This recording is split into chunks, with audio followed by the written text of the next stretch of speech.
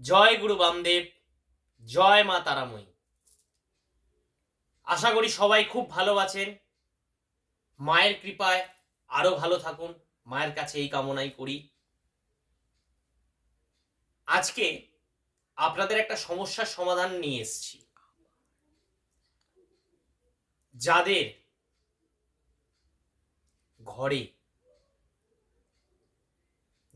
ঘরে মা লক্ষ্মী ফটো অথবা মূর্তি থাকে, মা লক্ষ্মী সবার ঘরেই রয়েছে ফটো বা মূর্তিতে, পেতলের বিগ্রহ হতে পারে বা অন্য ধাতুর হতে পারে বা ছবিতে হতে পারে,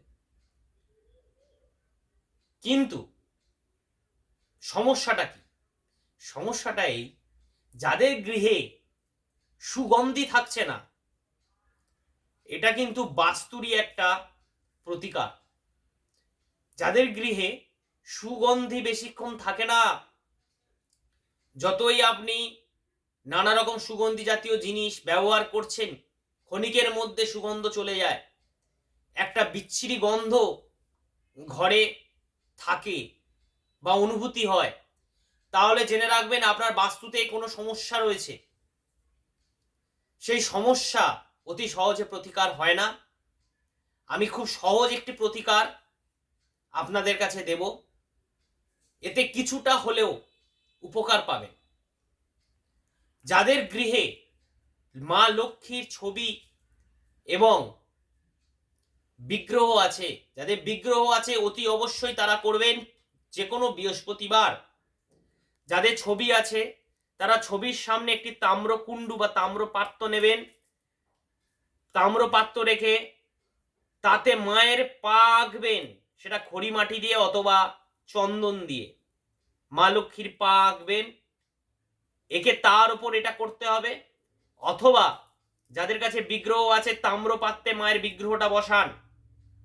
তাম্রপাত্রে যদি বিগ্রহ না ধরে, একটু বড় জাতীয় কিছুতে বসাতে পারেন। অনেকের বাড়িতে পেতল বা অন্যান্য ধাতব, যেটা মাটির হলে করবেন না। মাটির হলে, যদি যাদের বাড়িতে মা লক্ষ্মী মাটির বিগ্রহ আছে, তারা তাম্রপাত্রের ওপর মায়ের চরণ আঁকবেন, যেভাবে আলপনা দেন, দুটো পা এঁকে তার উপর করুন।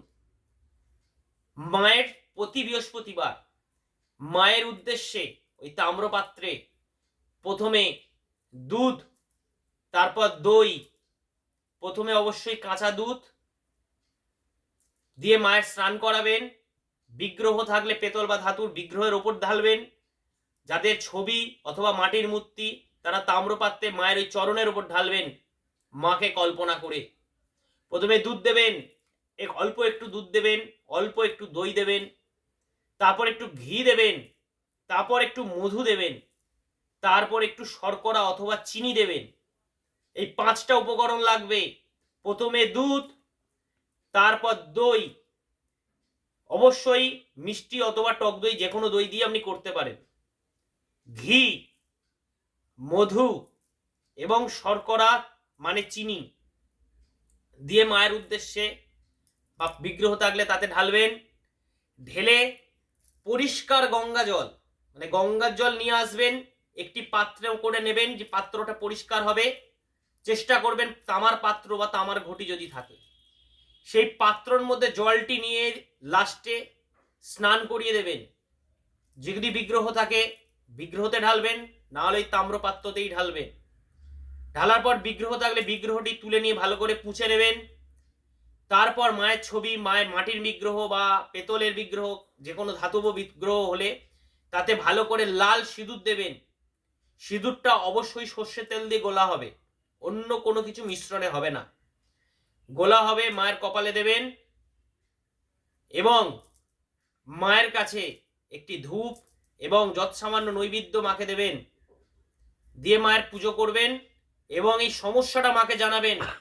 যদি আপনার মনে ভক্তি ও বিশ্বাস থাকে, কিছু সপ্তাহের মধ্যেই এই সমস্যার থেকে কিছুটা হলে উপকার পাবেন। এটার কোনো নির্দিষ্ট দিন নেই যে এই কদিন করবেন, আপনি এটা করতে থাকুন বৃহস্পতিবার করে। যারা বৃহস্পতিবার করে লক্ষ্মীর ঘট পরিবর্তন করেন, ঘট পরিবর্তনের আগে এটা করতে হবে। এটা করার পর, স্নান করানোর পর আপনি বৃহস্পতিবারে ঘটটা পাতবেন, যেভাবে আপনি ঘট পাতেন।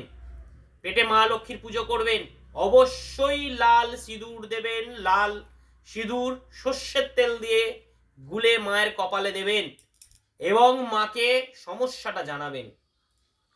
সুগন্ধি ধূপ ধুনো যাবতীয় সমস্ত কিছু দিয়েই আপনি পুজো করবেন। করার পর আপনি মাকে জানাবেন এবং মায়ের ওই চানের যে জলটা পাবেন সেই জলটা চরণামৃত হিসেবে অল্প হলেও একটু নিজের মুখে নেবেন। এইভাবে আপনি করতে থাকুন কিছুদিন, কিছু সপ্তাহ, অন্তত পক্ষে 5 সপ্তাহ করতে হবে। এটা সারাটার জীবন আপনি করতে পারেন, কিন্তু অন্তত পক্ষে 5 সপ্তাহ করতে হবে, মানে 5টা বৃহস্পতিবার করতে হবে। যে কোনো বৃহস্পতিবার থেকে শুরু করুন এবং মা লক্ষ্মীর কৃপা লাভ করুন। এতে আপনার সংসার শান্তি ফিরে আসবে, অর্থ থাকবে, রোগ ব্যাধি দূরে চলে যাবে এবং আপনাদের মনে আনন্দ সব সময় বিরাজমান হবে। এছাড়াও সব থেকে বড় জিনিস বাস্তুদোষ, যেটা প্রথমেই বলেছি, ঘরে সুগন্ধ থাকে না, বাস্তুদোষেরও আপনি প্রতিকার পেয়ে যাবেন। তো এটা অবশ্যই করুন এবং আমাকে জানান। ভিডিওটি ভালো লেগে থাকলে আপনার পরিবার বন্ধুদের কাছে শেয়ার করুন, অবশ্যই কমেন্টে আপনার সমস্যা জানান এবং চ্যানেলটিকে সাবস্ক্রাইব করে আমার পাশে থাকুন। জয় গুরু বামদেব, জয় মাতা রানী।